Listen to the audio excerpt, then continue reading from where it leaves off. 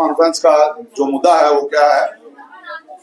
आज कुछ नौजवान साथी जम्मू कश्मीर से जो है ये हमारे पास इनका एक डेलीगेशन आया था और उस डेलीगेशन को सुनने के बाद हमने एक फैसला लिया कि हमें हर उस नौजवान के साथ खड़ा होना चाहिए जिसके साथ अनजस्टिस हो रहा है। सबसे पहले मैं युवा राजपूत सभा की तरफ से उन सब बच्चों को बहुत बहुत बधाई देना चाहता हूं जो पिछले दिनों में जो लिस्ट निकली है स्पोर्ट्स की और जिनकी मेहनत जो है वो रंग लाई है।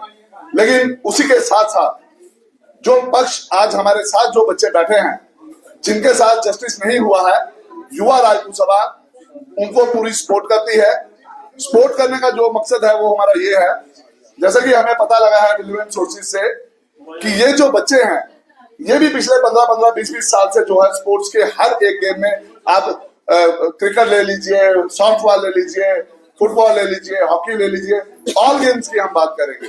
ये नौजवान साथी दिन रात अपनी पढ़ाइयों को भी सफर करके हमारे जम्मू कश्मीर का नाम ऊंचा करने के लिए मेहनत करते रहे और नेशनल लेवल, इंटरनेशनल लेवल पे जो है मेडल लाते रहे।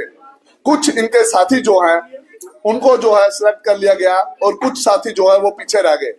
हम सरकार से, अपने स्पोर्ट्स मिनिस्टर से ये रिक्वेस्ट करना चाहेंगे, उनको वार्न भी करना चाहेंगे कि इन बच्चों का क्या कसूर है। अगर आपने 225-30 बच्चे जो हैं सिलेक्ट किए हैं, बहुत अच्छी बात है, करने भी चाहिए, उनकी मेहनत का हक उनको मिलना चाहिए। लेकिन जो बच्चे 25-30 रह गए, कम से कम इनको इतना तो क्लियर किया जाए कि इनका कसूर क्या है। क्या ये इलीगल गेम्स में गए हैं?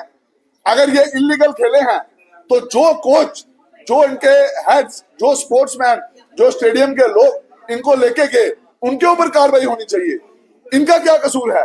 ये अपनी एज ग्रुप में प्रॉपर गए हैं, पूरा कानून के तहत गए हैं और ये हाई मेरिट्स में बच्चे थे।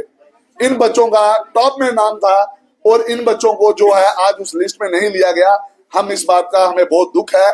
और ये बच्चे आज सड़कों पे, कश्मीर से भी हमारे बच्चे यहाँ आए हैं, जम्मू के भी बच्चे यहाँ पे जो है रोड्स पे, मैंने कल देखा कि ये रोड पे घूम रहे थे यहाँ वहां, और फिर ये हमारे संगठन के पास पहुंचे हैं।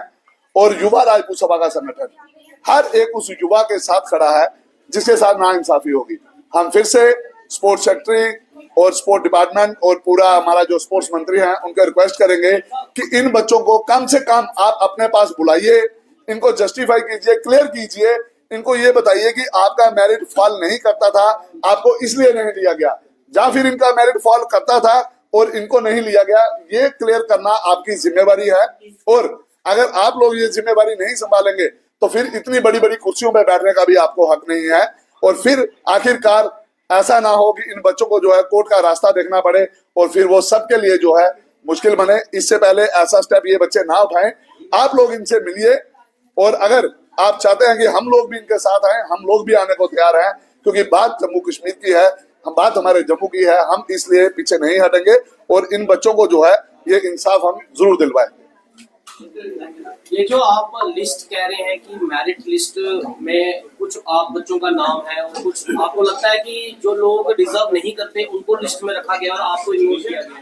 देखिए, हम ये नहीं बोलते कि वो बच्चे डिजर्व नहीं करते। अगर उनका लिस्ट में नाम आया तो हो सकता है वो डिजर्व करते हो। इसको क्लेरिफाई करना हमारा और आपका काम नहीं है। इसको क्लेरिफाई करना डिपार्टमेंट का काम है, स्पोर्ट्स मंत्री का काम है, स्पोर्ट्स सेक्रेटरी का काम है।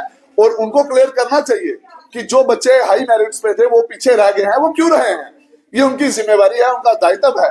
और हम यही डिमांड लेके आज यहाँ आए हैं कि इन बच्चों को भी जस्टिफाई मिलना चाहिए। अगर उन बच्चों को जस्टिफाई मिला है, वो बच्चे अगर काबिल थे, वो सिलेक्ट हुए हैं, तो क्या ये बच्चे काबिल नहीं थे? अगर ये काबिल नहीं थे तो इन्होंने नेशनल, इंटरनेशनल जो सर्टिफिकेट्स हैं, क्या वो अपने घर से तैयार किए हैं? वो स्पोर्ट्स में दिए हैं, चाहे वो सेंट्रल स्पोर्ट्स हो, चाहे स्टेट की स्पोर्ट्स हो, चाहे हमारी स्पोर्ट्स एसोसिएशन हो, यूथ सर्विस एंड स्पोर्ट्स हो, इन लोगों ने वो सर्टिफिकेट्स दिए हैं। और इसलिए उनका ये दायित्व है कि इस चीज को पूरा क्लियर करें और इन बच्चों के साथ जल्द से जल्द जो है मीटिंग ऑर्गेनाइज करके इनको क्लियर किया जाए और इनको आश्वासन दिया जाए कि क्या ये मेरिट में अगर सेकंड नंबर पे तो ये सेकंड लिस्ट में आएंगे, अगर ये मेरिट में हाई लेवल में तो इसी लिस्ट में इनका नाम भी होना चाहिए था। हमारा यही एक मुद्दा है। जी, आप जिस तरह से कह रहे हैं कि स्पोर्ट्स मिनिस्टर को इस पर ये सारी बातें जो हैं, ये असेंबली किस लिए लगती है? ये सारी बातें असेंबली में होनी चाहिए कि हमारे बच्चों के साथ ये डिस्क्रिमिनेशन, अगर स्पोर्ट्स मंत्री की नहीं सुनी जा रही तो स्पोर्ट्स मंत्री ने भी वहां पे बोलना चाहिए कि मेरी बात नहीं सुनी जा रही। लेकिन बड़े अफसोस के साथ कहना पड़ रहा है कि हमारी जो असेंबली है वो चिड़ियाघर बन चुकी है। इसलिए जो है बड़े अफसोस के साथ जो काम की बातें हैं, जो हमारे बच्चों के भविष्य की बातें हैं, हमारी डेवलपमेंट की बातें हैं, वो वहां पे नहीं हो रही। और ऐसी बातें वहां पे आपने देखा गया आने पिछले दिनों में कि कौन कौन सी भाषाओं का वहां इस्तेमाल हो रहा है, जो असेंबली में नहीं होना चाहिए। एक मंजे हुए लीडरों का ये काम नहीं है। उनका काम डेवलपमेंट का है, उनको डेवलपमेंट के ऊपर फोकस देना चाहिए, ना कि अपनी लड़ाइयां जो है वहां पे लड़नी चाहिए।